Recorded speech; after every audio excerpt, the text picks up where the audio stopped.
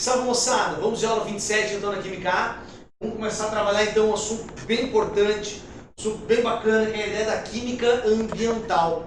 Temos duas aulas para fazer a discussão deste importante tema, não só para o vestibular, mas obviamente para a nossa vida como um todo, um assunto de extrema importância, né, para a nossa sociedade. Tá? Nessa primeira aulinha, o que a gente vai trabalhar? Basicamente, a relação das estações de tratamento de água, tá? E uma boa parte desse conteúdo você já traz da ideia de separação de misturas, tá? E o que a gente complementa, que também tem nessa aula de número 27, é a questão de efeito estufa. Beleza? Vamos dar uma olhada com carinho aqui então. Vamos começar com a ideia de estação de tratamento de água. Então a gente tem aqui uma figurinha, né, que vai trazer água desde o momento da sua captação da barragem até ela chegar bonitinha aqui na nossa casa. Tá? E a gente vai discutir etapa por etapa, aonde envolve processo físico, aonde envolve processo químico. Tem algumas reações que eu preciso conhecer. Então, toda essa temática, toda essa análise, a gente vai estar fazendo aqui bonitinho para você.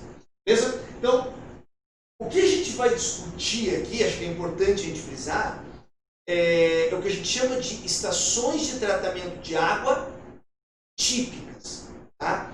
Etapas que em qualquer estação de tratamento a gente vai encontrar. Por que eu falo estação de tratamento de água típica?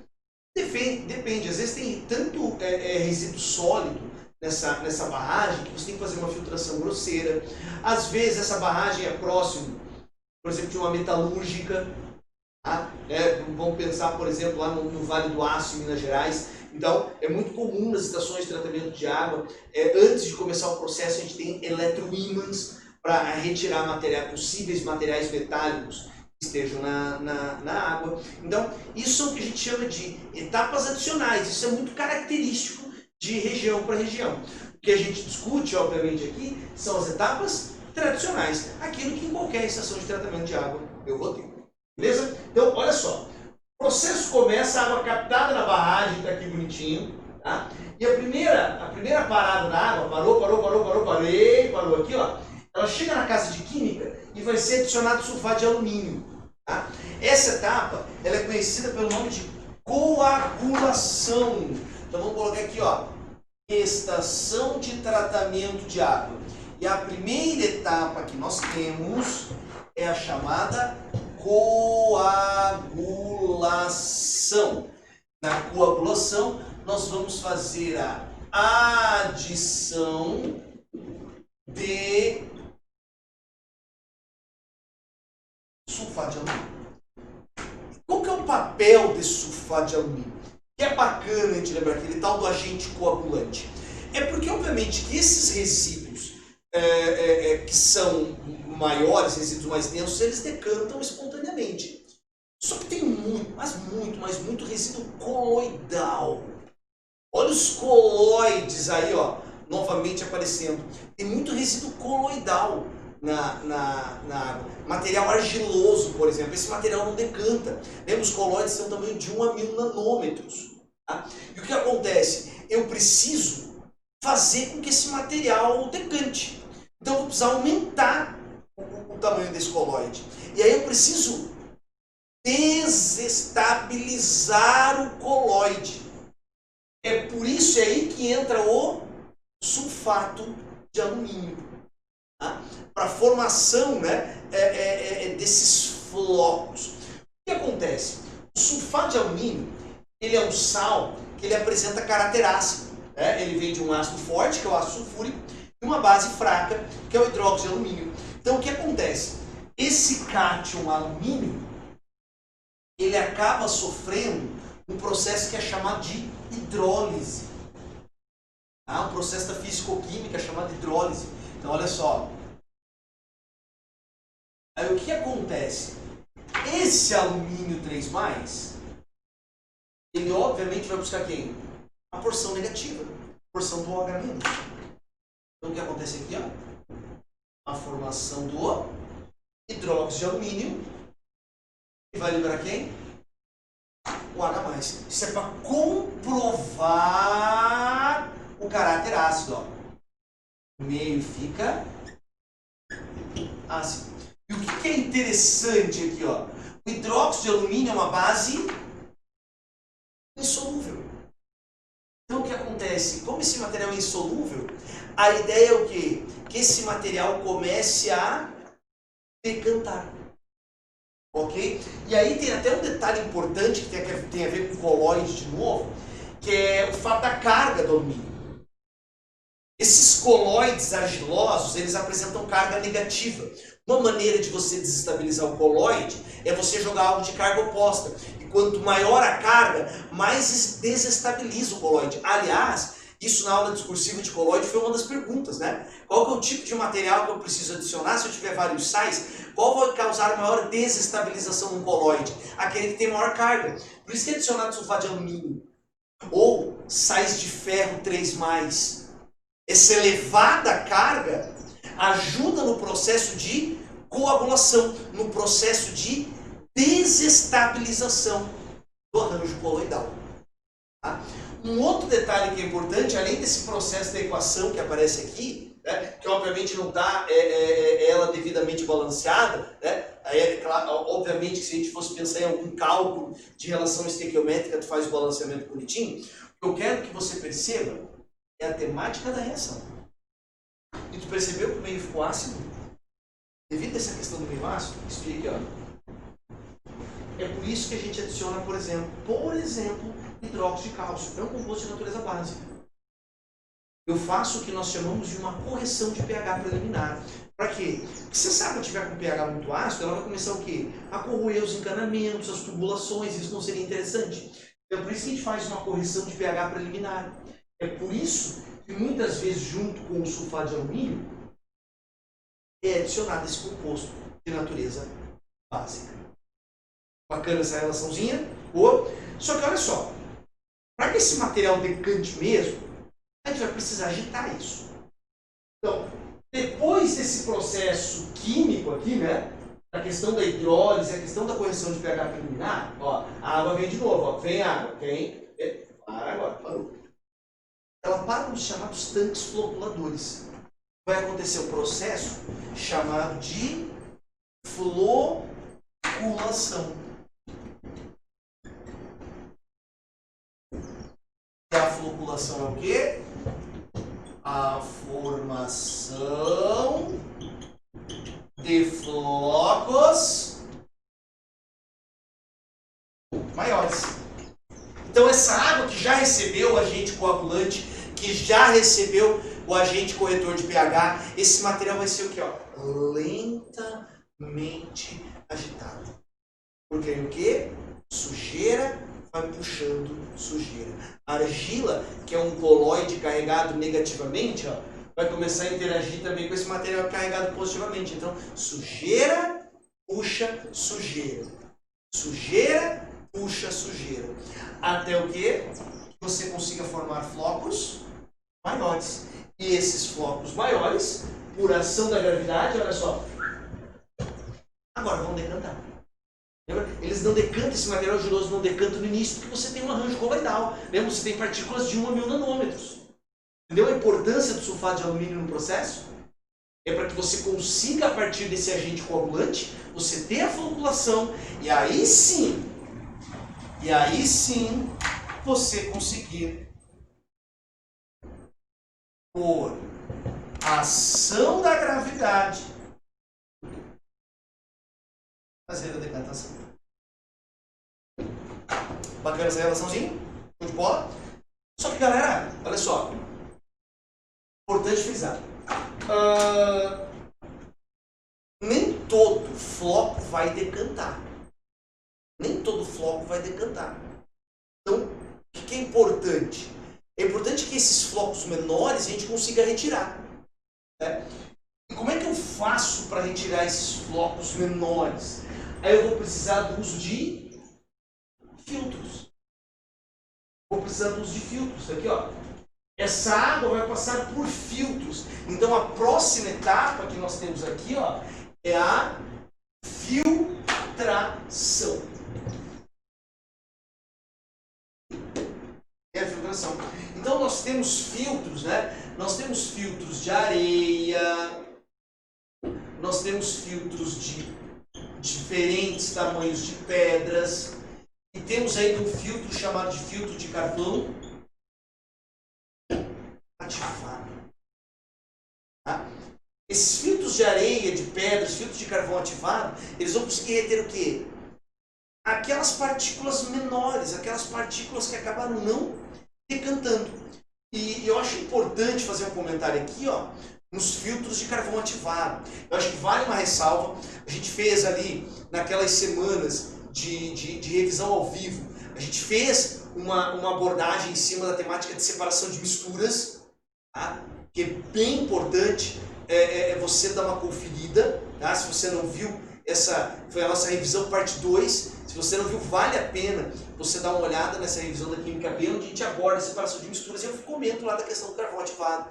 O carvão ativado é extremamente importante porque ele elimina, por exemplo, moléculas que deixam mau cheiro na água. Por exemplo, clorofórmio. Então, moléculas gasosas, ou, obviamente, quando eu falo moléculas gasosas, ela não precisa ser um gás a temperatura ambiente, ela pode ser um líquido volátil, por exemplo, clorofórmio.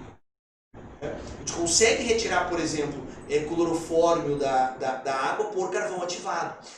E é muito comum no linguajar do tratamento de água, do técnico de tratamento de água, a gente chamar de filtração. Então pode cair na prova, né, filtros de carvão ativo. Mas também a gente pode usar um nome mais técnico aqui, ó. Chama-se adsorção. Lembra? O uso do filtro de carvão ativado, né? Os filtros de carvão ativado, na verdade, tecnicamente o processo é uma adsorção, porque filtração, tecnicamente falando, é reter material sólido, né? Então a adsorção é reter esses materiais na forma de gás, principalmente no caso do tratamento de água, eliminar moléculas que deixam mau cheiro. Beleza? Eu acho que vale aqui, ó, um importante adendo, tá? De um processo de separação de misturas que eu acho que vale a pena poder resgatar, que é um processo chamado de flotação. Tá? A flotação, ela não é uma etapa típica do tratamento de água, não, ela não é. A flotação, ela é muito usada, por exemplo, em estações de tratamento de esgoto e mineração, tanto que na Química B, lá na finaleira mesmo da Química B, a gente tem uma aula de metalurgia, eu vou voltar a falar de flotação, mas eu só queria resgatar essa imagem desse processo com você, tá? Em estação de tratamento de água, ela até não é muito feita pela questão do custo, mas o que a gente pode fazer? Lembra que ao adicionar, então a gente tem aqui a água bonitinha, ao adicionar o sulfato de alumínio, né, começa a formar os flocos, né, esse material é agitado e acaba decantando, então dá lá, ó. Esse material acaba decantando bonitinho. Lembra que tem os floquinhos que acabam não decantando. O que eu posso fazer para ter um processo bem interessante é a questão da flotação. O que é a flotação? A inserção de bolhas de ar.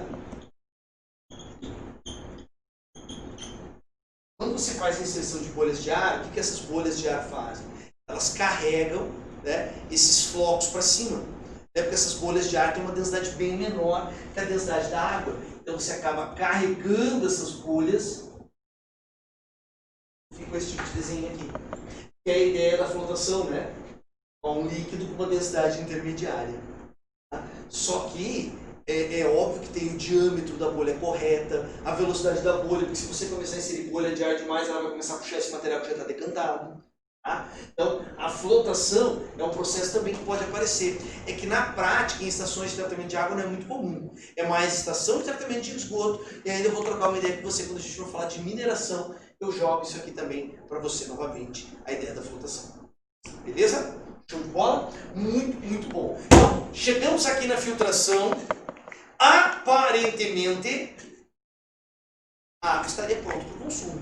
Sob o ponto de vista organoléptico, está tudo perfeito. Está tudo maravilhoso aqui, ó. Essa água estaria pronta para ser consumida. Só que a gente precisa fazer uma etapa química novamente. Assim como a gente fez uma etapa química aqui, ó, né, na questão da coagulação, eu preciso agora fazer uma segunda etapa química. Então, a água, ela vem água, vem. A água para aqui, ó, e a gente vai fazer o quê? Vai fazer um processo chamado de desinfecção. Desinfecção. Aqui, ó.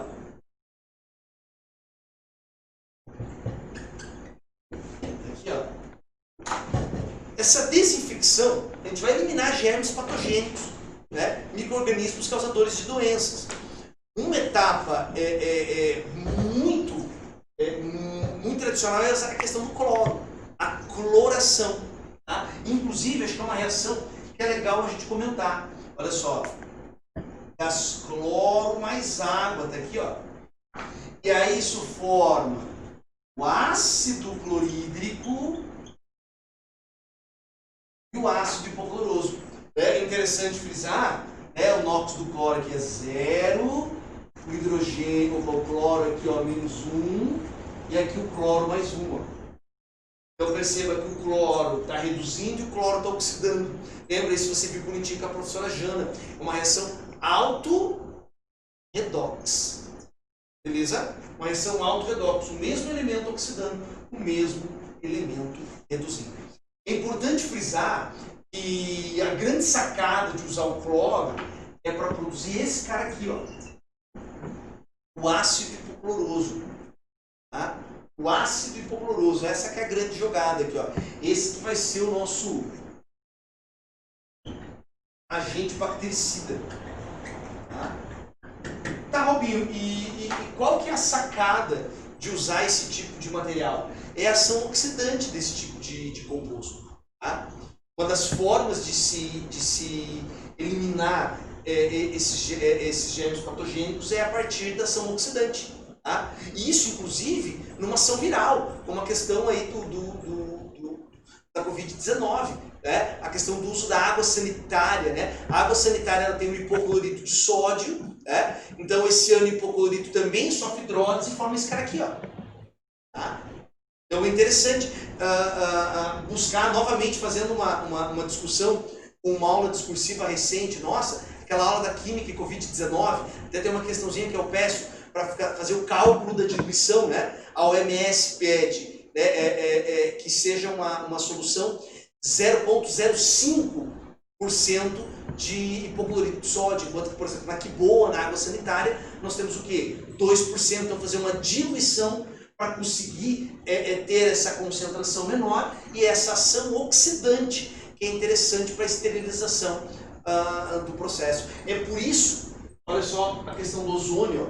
O ozônio é usado na questão do tratamento de água. Até o ozônio é bem interessante na questão do tratamento de água, porque ele não deixa resíduo, diferente do cloro, né? O cloro deixa resíduo. Até também teve, né, essa discussão do uso do ozônio via retal, né, para a questão do combate à Covid-19. É algo que não tem comprovação nenhuma, né? Porque o ozônio ele é muito importante na questão da desinfecção. Né? Então eu vou eliminar o vírus, mas antes de ele entrar no organismo. Né? Eu costumo falar que a questão do uso do ozônio, né, nessa forma de aplicação retal teria mais ou menos a mesma aplicação se você for contaminado pelo vírus e você querer tomar álcool. Não adianta depois que entrou no teu organismo. Ok? Ou pelo menos no caso do ozônio, não existe ainda uma evidência científica no processo. Beleza? Mas no tratamento de água ele é show de bola. Tá? Tanto o cloro quanto o ozônio. O ozônio é bem interessante porque ele não deixa o quê? Ele não deixa resíduo. Né? A questão do uso do cloro, muitas vezes ele pode deixar resíduo, né? Que fica aquela água, aquela cor mais esverdeada, aquele gosto característico. Tá? E esse cloro aqui, ó, é o mesmo gás cloro que é utilizado como arma química. Ok? O grande detalhe, né, o que a gente costuma falar na química, que é a diferença entre remédio e veneno, muitas vezes o que é a questão da dose, da quantidade aplicada. Beleza? Show de bola? Processo químico interessante aqui. Beleza? Bom, fizemos a ideia da cloração. O que vai aparecer ainda? Política de saúde pública. Fluoretação.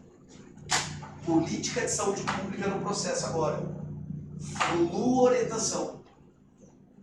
Então é adição de compostos à base de flúor, né? Sais de flúor. O flúor é o agente terapêutico do processo, tá? Então o uso do flúor, a fluoretação. Então aqui seria a prevenção de cárie dentária. Especialmente, obviamente, em crianças. Beleza? Show de bola? E olha só, eu tenho novamente compostos básicos adicionados. Então agora a gente vai fazer aquela correção de pH oficial. Tá? E por que materiais de natureza básica? Primeiro, porque aqui eu faço uma correção de pH preliminar. Lembra meia ácido, eu adicionei mais uma correção preliminar. E não esqueça, aqui ó, ele tem a formação de ácidos. O ácido hipocloroso, como é fraco, ele pouco contribui para a discussão do pH. Mas isso aqui de forma é um ácido forte.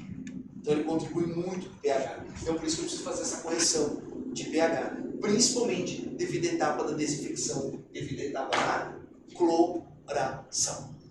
Tá? Essa água agora ela vai para a comunidade e obviamente eu tenho que preservar os encanamentos de distribuição também. E essa água vai chegar pronta agora para o nosso consumo. Então ela vem para onde agora? Ela vem para o reservatório de água tratada, vai passar aqui pelas adutoras e ela vai chegar bonitinha na sua residência. Beleza? Percebeu? Temos um conjunto de etapas químicas e um conjunto de etapas físicas. Eu acho, para ver se você fixou mesmo, eu acho legal fazer essa questãozinha da UFSC, tá? Do ano de 2010. Por que eu gosto de fazer essa questão? Porque ela é inteira sobre tratamento de água.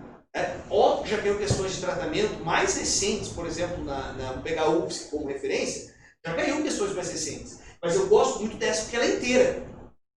Ela é do item 01 ao 64, falando sobre tratamento de água, então dá para fazer uma boa revisão sobre tudo que a gente discutiu. Então aqui ele comenta sobre a questão das estações de tratamento de água, ele fala que a água passa por várias etapas bonitinhas aqui. Ele pede para a gente assinalar as proposições corretas. 01, coagulação. Etapa em que a água, na sua forma bruta, entra na EDA. Ela recebe nos tanques uma determinada quantidade de cloreto de sódio. Essa substância serve para aglomerar partículas sólidas que se encontram na água, como, por exemplo, a argila. E eu fiz questão de ler esse item corrido, porque a gente cai nessa pegadinha. Eu já falei para você, quando cai um item na prova, o item é extenso, você lê ele de forma o quê? Fragmentada. Importante você ler de forma fragmentada. Porque essa parte final está muito bonitinho, mas tem uma grande asneira escrito na primeira parte. É água que na sua forma bruta ela serve nos tanques com quantidade de cloreto sólido. Você está tratando a água com a população, mas está fazendo uma salmoura com a população. Cara, bom senso é importante. Gostaria muito que você lembrasse que é o sulfato de alumínio, mas nesse tipo de item, quando o cara coloca uma asneira dessa aqui, ó, eu até poderia ter esquecido que era sulfato de alumínio, mas eu tenho a obrigação de saber que não era cloreto de sódio. Boa? Então, o primeiro item, baita mentira. Nessa questão da UFSC aqui, então, item 01, falso. Vem comigo no 02, floculação. Ocorre em tanques de concreto, logo após a coagulação. Com a água em movimento, as partículas sólidas se aglutinam em flocos maiores. Perfeito? Lembra? Essa agitação para que o quê? Sujeira puxe. Sujeira. Item 02 é verdade. 04, decantação. Nesta etapa, que é posterior à coagulação e à floculação, por ação da gravidade, os flocos com as impurezas e partículas ficam depositados no fundo de outros tanques, separando-se da água. A etapa da decantação pode ser considerada um fenômeno físico. Sim, porque decantar é simples o quê? Ação da gravidade. O item 04 eu gostei também. Legal? 08, filtração. É a etapa em que a água passa por filtros formados por carvão. Cara, uma questão sobre o olhar de tratamento de água. Então eu posso chamar de filtro de carvão. Filtros formados por carvão, areia e pedra de diversos tamanhos. Nesta etapa, as impurezas de tamanho pequeno ficam retidas no filtro. Gostei? A etapa da filtração pode ser considerada como um fenômeno químico. E o chute no coco veio no final do item. Não é um fenômeno químico, né? Filtrar é reter material. faz a retenção desse material. Então, o item 08 é uma mentira, porque a filtração é um fenômeno físico. 16. Fluoretação é quando se adiciona flúor na água, cuja finalidade é prevenir a formação de cárie dentária em crianças. Sim, item 16, verdadeiro. 32. Desinfecção. É a etapa em que cloro ou ozônio é aplicado na água para eliminar micro-organismos causadores de doenças, sim, pela ação oxidante. Não esquece, é a ação oxidante que faz isso. E o item 64 tem que ser falso, né? Senão o nosso somatório vai extrapolar o 99. Vamos tentar, isso aqui vai ter que ser falso, de um jeito ou de outro, isso aqui vai ter que ser falso. Vamos lá? Correção de pH. Esse procedimento serve para corrigir o pH da água.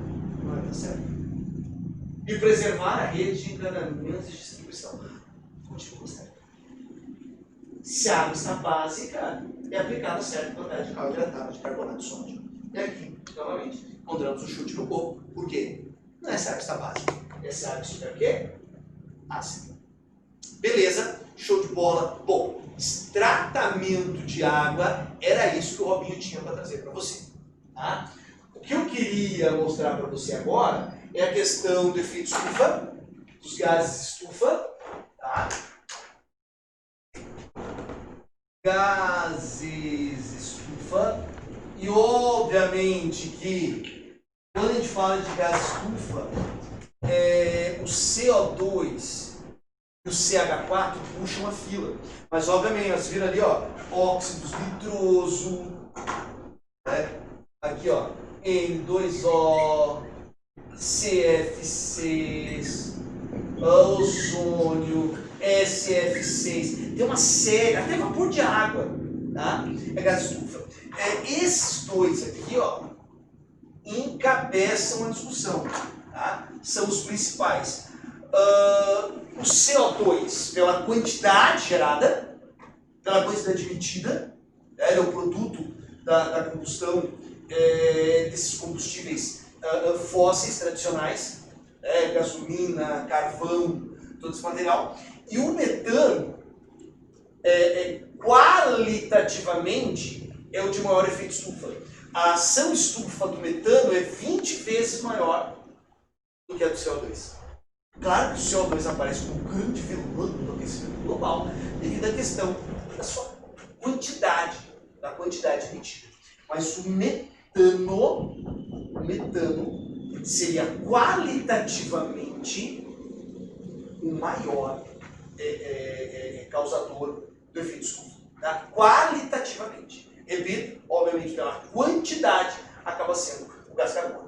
E aqui eu acho que dá para a gente fazer uma discussão legal, uma relação bacana, com a questão dos combustíveis. Você trabalhou em termoquímica, a gente fez recentemente na Química B aulas sobre combustíveis, e eu acho que dá para a gente fazer um link agora de relação de efeito estufa, poluir mais, poluir menos. Tá? Então, por exemplo, pegar o carvão. Isso aqui acho que é uma relação bacana para a gente fazer. Tá? O metano.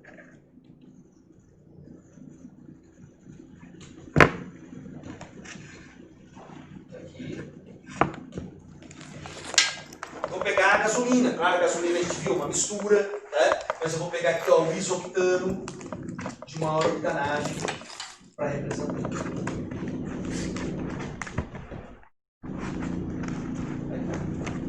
A primeira coisa, se a gente vai analisar impacto na questão atmosférica, a primeira coisa que eu preciso analisar é que essas equações elas têm que estar balanceadas. Tá? Então, isso é importante. Tá? Aqui.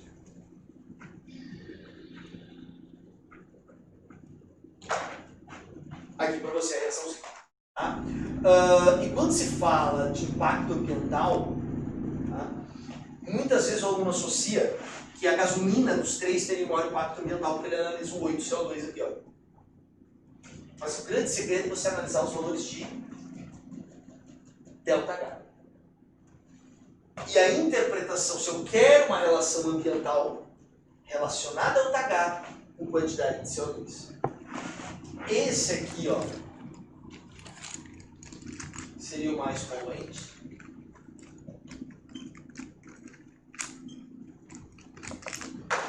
Esse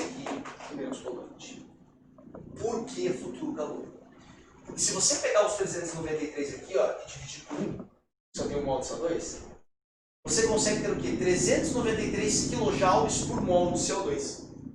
Bem, essa seria a primeira. 393 kJ por mol de CO2. Enquanto que aqui no metano você tem 888.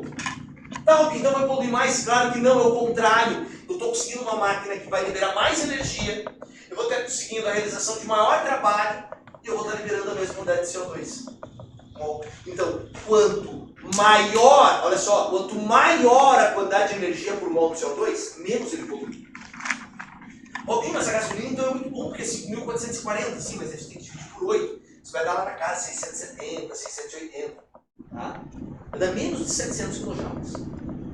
Beleza? Então, esse aqui polui menos que o carvão, mas polui mais que o gás natural. Então não esqueça, quando você relaciona o impacto ambiental, você pega o valor de ΔH e divide por essa quantidade de CO2 que está sendo gerado. Beleza? Por isso que termoelétricas, se usarem metano, gás natural como combustível, é muito melhor do que se usar carvão. Claro que aqui tem a questão econômica, né? Por isso se usa tanto a questão do carvão. Tá? Sem contar que usinas termoelétricas são de pequeno espaço, né? Você não precisa de grandes áreas para construir. E eu queria, então, no nosso momento de atenção, discutir exatamente isso. Só trazer algumas outras fontes de energia para você. Tá? Então, por exemplo, eu trouxe aqui a solar, eólica e hidrelétrica e apresentar rapidamente a questão de vantagens e desvantagens para você. Né? Se você pegar uma usina solar, qual que é a vantagem? Mínima poluição e manutenção. Só que o que é desvantagem? Situação climatérica. Né? Questão da temperatura, né? O rendimento e o custo é muito elevado. O rendimento é baixo e o custo é muito elevado. Claro que isso aqui está em constante mudança, né? Há 10 anos atrás, nossa, o rendimento era pífio, o custo era muito mais elevado. Né? Mas temos essa relaçãozinha ainda. Tem uma outra desvantagem que a gente analisa na situação das usinas solares, que você precisa muitas vezes de grandes áreas. Né? Por exemplo, muitas usinas solares você tem, por exemplo, no deserto da Austrália. Né? Você precisa às vezes de grandíssimas áreas para que você consiga montar esse tipo de usina. Usinas eólicas, vantagem, mínima poluição e fonte inesgotável. Desvantagem, obviamente, a restrição a áreas com ventos fortes. O que acontece é que hoje muitas usinas trabalham com a ideia da usina eólica, às vezes, para obtenção de energia para a própria empresa. Um exemplo bem interessante, indo para a região sul do estado, um pouquinho antes de Tubarão, ali em Capivari de Baixo, tem uma subestação da Tractebel, a Jorge Lacerda, e indo para a região sul de Santa Catarina, do lado esquerdo da BR tem a usina termoelétrica. Do lado direito tem uma pá eólica gigantesca. Né? Aquela pá eólica é o quê? Para geração de energia de dentro da usina. Então isso está sendo cada vez mais comum em indústrias. Beleza? E as hidrelétricas, que tem como vantagem a alta conversão de energia e um baixo custo. Né? O baixo custo nessa conversão. Né? Na construção, vai já um custo bem mais elevado. Né? É um baixo custo na conversão de energia. E a desvantagem, obviamente, os impactos sociais e ambientais e a utilização de áreas agricultáveis. Né? Muitas vezes você tem que desalojar populações ribeirinhas, populações indígenas e tudo mais. Então tem um impacto social muito grande. Beleza? Show de bola? Até a nossa primeira linha de Química Ambiental. Na nossa linha de Química Ambiental 2, temos muito mais análise para fazer, chuva ácida, camada de ozônio, química verde, bastante coisa para a gente debater. Beleza, pessoal? Fico por aqui. Grande abraço. Tchau, tchau.